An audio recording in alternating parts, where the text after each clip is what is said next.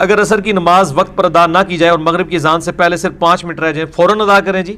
بخاری اور مسلم کی حدیث ہے جس نے غروب آفتاب سے پہلے 1 رکعت بھی پا لی اس نے عصر کی نماز پڑھ لی, اور جس نے طلوع آفتاب سے پہلے 1 رکعت پا لی فجر کی اس نے گویا فجر کی نماز پڑھ لی. تو 5 منٹ کیا 1 منٹ بھی رہ جائے تب بھی پڑھ لیں. پہلی رکعت کے 2 سجدے آپ نے کر لیے, باقی تینوں رکعتیں آپ کی مغرب کے وقت میں ہوئیں تو آپ کی نماز درست ہو جائے گی. لیکن اتنا ڈیلے کرنا صحیح مسلم میں حدیث ہے یہ منافق کی نماز ہے جو سورج زرد ہونے کا انتظار کرے پھر 2 ٹھونگے مار کے تو نماز پڑھے فارغ کر دے, مجبوراً لگتا بات ہے. آپ کے علم میں آپ صلی اللہ علیہ وسلم کی نماز جو احادیث سے ثابت ہے کتنے منٹ کی ہوگی فرض نماز؟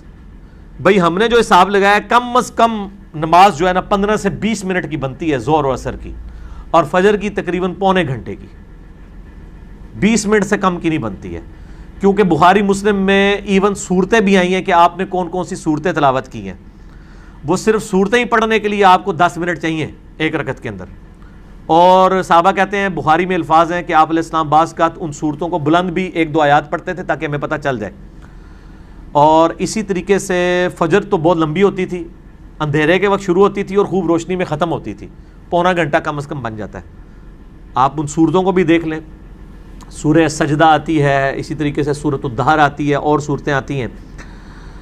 اور اسی طریقے سے سنن نسائی کے اندر موجود ہے کہ ہم نبی علیہ السلام کے پیچھے رکوع اور سجدے میں بعض اوقات 10 دفعہ تسبیحات شمار کر لیتے تھے. اور یہ جو مشہور ہے جی یہ جی طاق ہونی چاہیے, یہ بالکل غلط ہے جی. طاق ہونی چاہیے, اس میں 10 کے الفاظ ہیں, جفت بھی ہو سکتی ہیں, جفت بھی اللہ ہی کا ہی ہے, طاق بھی اللہ ہی کا ہے.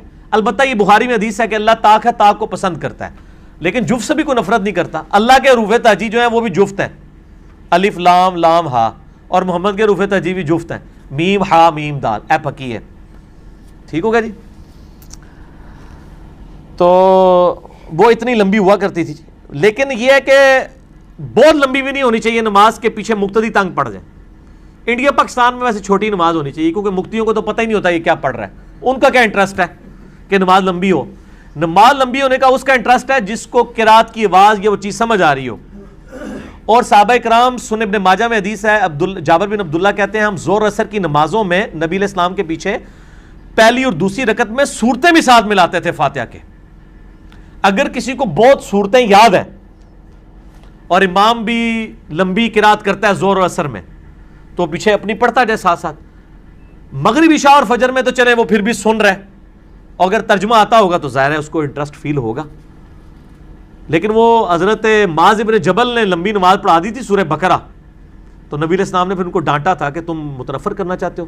اس حدیث کو لوگ کوٹ کر کے نہ کہتے ہیں نماز مختصر پڑھانی چاہیے, اتنا ظلم کرتے ہیں. بھئی انہوں نے بقرہ پڑھائی تھی, بقرہ جو ہے وہ 2.5 پارے بنتے ہیں, تو تسی اللہ کے بندے ہو سورہ زلزال بھی پڑھ لیجئے, تسی کہتے ہو لمبی ہوگی ہے, نہ آتا ہی نہیں پڑھو.